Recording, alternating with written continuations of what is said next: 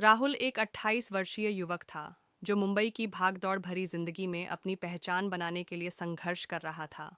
वह एक छोटे से ऑफिस में काम करता था, लेकिन उसका सपना था कि वह एक बड़ा बिजनेस करे।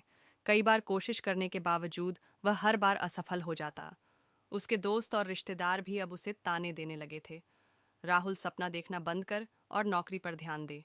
एक दिन राहुल पूरी तरह निराश होकर शहर के एक पुराने रेलवे स्टेशन पर बैठा था। उसकी आंखों में आंसू थे और मन में हजारों सवाल। तभी उसकी नज़र एक बूढ़े आदमी पर पड़ी, जो बेहद सादे कपड़े पहने हुए एक बेंच पर बैठा था।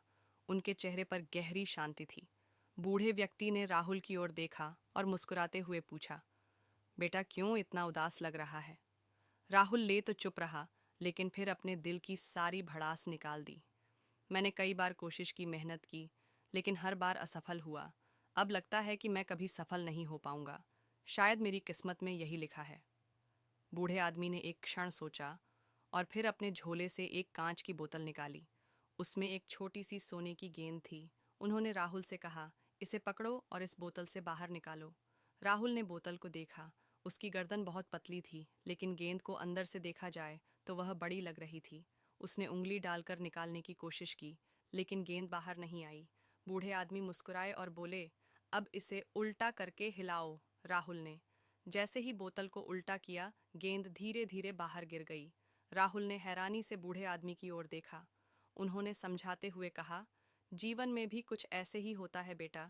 जब तक हम एक ही तरीके से सोचते रहते हैं, चीज़ें फंसी रहती हैं। हमें चीज़ों को अलग नज़रिए से देखने की ज़रूरत होती है। राहुल को अचानक अपनी सारी गलतियां समझ में आने लगीं। वह हर बार एक ही तरीके से बिजनेस करने की कोशिश कर रहा था, बिना कोई नया तरीका अपनाए। उसने बूढ़े व्यक्ति के चरण छुए और कहा, बाबा, आपने मेरी जिंदगी बदल दी। अब मैं नए तरीके से कोशिश करूंगा। कुछ ही महीनों में राहुल ने अपनी गलतियों से सीख लेकर एक नया बिजनेस मॉडल अपनाया। इस बार उसने सफलता की सीढ़ियां चढ़ शुरू कर दी। कुछ वर्षों बाद वही राहुल जो रेलवे स्टेशन पर बैठकर रो रहा था, अब एक सफल बिजनेसमैन बन चुका था। उस दिन के बाद उसने कभी हार मानने की नहीं सोची, क्योंकि उसे वह जादुई बोतल और वह बूढ़े व्यक्ति की सीख हमेशा याद रही। समस्या वहीं रहती है, पर हल निकालने का तरीका बदलने से ही सफलता मिलती है। अगर वीडियो अच्छा लगा तो चैनल को सब्सक्राइब